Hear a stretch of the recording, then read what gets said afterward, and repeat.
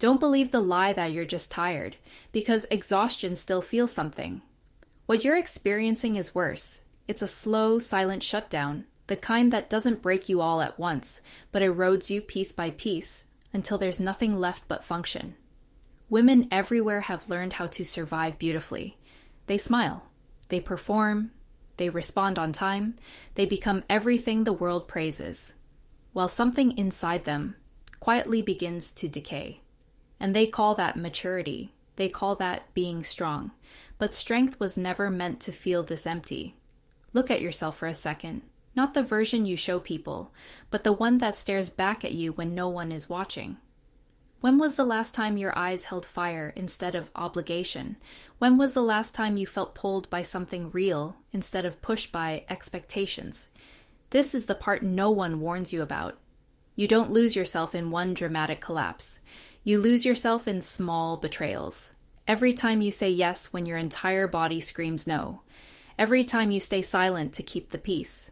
Every time you choose to be accepted instead of being real.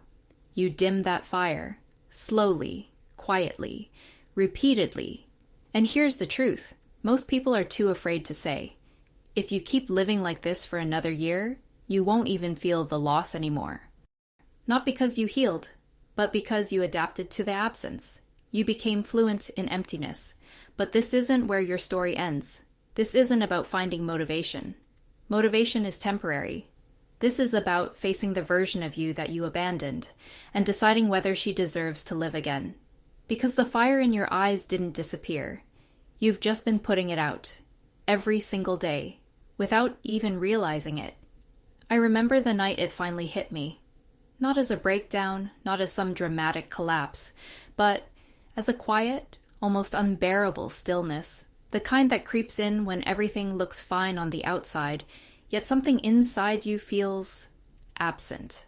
I was sitting in a room filled with things I once wanted, a life I worked hard to build, responsibilities handled, expectations met, and yet there was this hollow space I couldn't explain.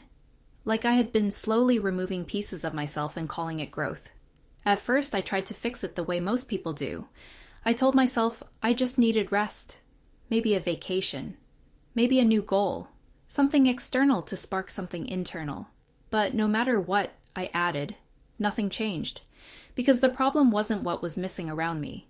It was what I had abandoned within me, and that realization is brutal, because it forces you to face a truth most people spend years avoiding. I wasn't drained because life was too heavy. I was drained because I had been carrying a version of myself that was never real to begin with. A version shaped by approval, by expectations, by the quiet need to be accepted.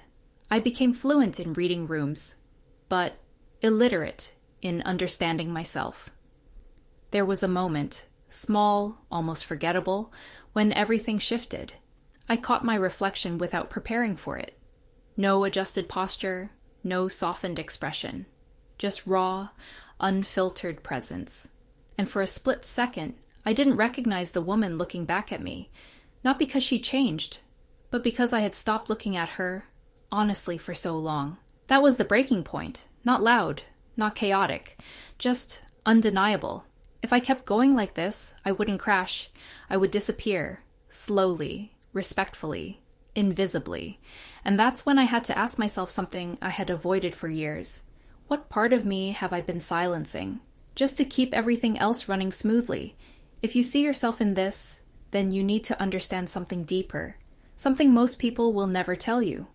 Your exhaustion is not physical, it's existential. You are tired because your actions and your truth are no longer aligned. Every time you override your instinct, every time you shrink your voice, every time you choose comfort over honesty, you create friction inside yourself.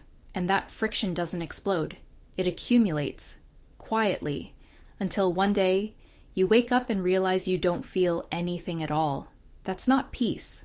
That's disconnection. And this is where everything changes, if you let it. Because the moment you see this clearly, you are no longer trapped by it. I didn't rebuild myself overnight. There was no sudden breakthrough, no perfect plan. What I did instead was uncomfortable, slow, and brutally honest.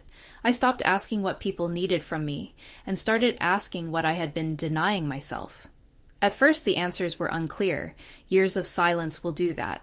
But slowly, patterns began to reveal themselves. The conversations I dreaded, the environments that drained me, the roles I kept playing, long after they stopped fitting. And here's the part most people resist. I didn't fix everything at once. I couldn't. But I started with one decision. I would no longer betray myself in small, invisible ways. That meant saying no, even when it felt inconvenient. That meant sitting with discomfort instead of escaping it. That meant letting people misunderstand me instead of explaining myself into exhaustion. And something subtle began to happen. Not immediately, not dramatically, but undeniably. I started to feel again, not constant happiness, not endless motivation, but something more real, a sense of presence, a return to myself. And with that, the fire began to come back, not as a spark handed to me by the world, but as something I uncovered beneath everything I had buried. And that's when I understood the truth. I wish someone had told me sooner. You don't lose yourself because life is too much. You lose yourself because you keep choosing a life that isn't yours. But the moment you stop, even slightly, even imperfectly, you begin to return. Now you know the truth, and knowing is not enough. Awareness without action is just another form of self-abandonment. So if you're done watching your own life from a distance, this is where you take it back. Start here, not tomorrow. Not when you feel ready. Now, first, tell the truth to yourself. Strip away the polite answers, the rehearsed, I'm fine. Look directly at what's draining you.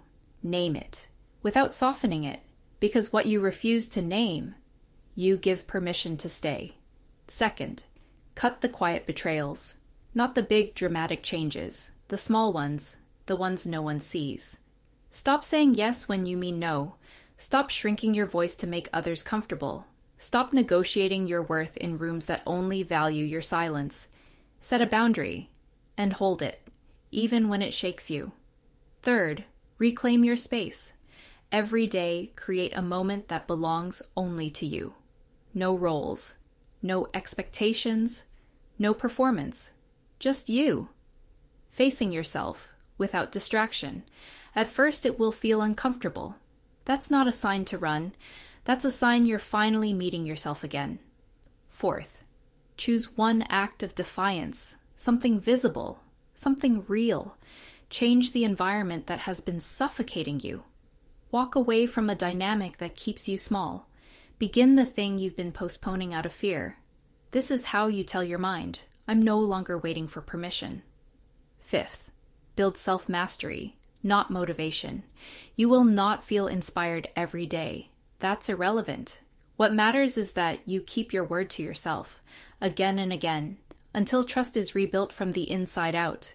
And understand this clearly. You are not here to be palatable. You are not here to be endlessly accommodating. You are not here to slowly disappear, just to keep everything else intact. You are here to live, fully, consciously, unapologetically. The fire you're looking for is not something you need to chase. It's something that returns the moment you stop abandoning yourself. So, make the decision. Not emotionally, not dramatically, but deliberately. Stand up. Take the wheel back and move. Because the moment you choose yourself, that's the moment everything begins to change. If you're done living on the surface, if you're ready to return to who you were before the world told you who to be, write it down. Make it real. I take my fire back.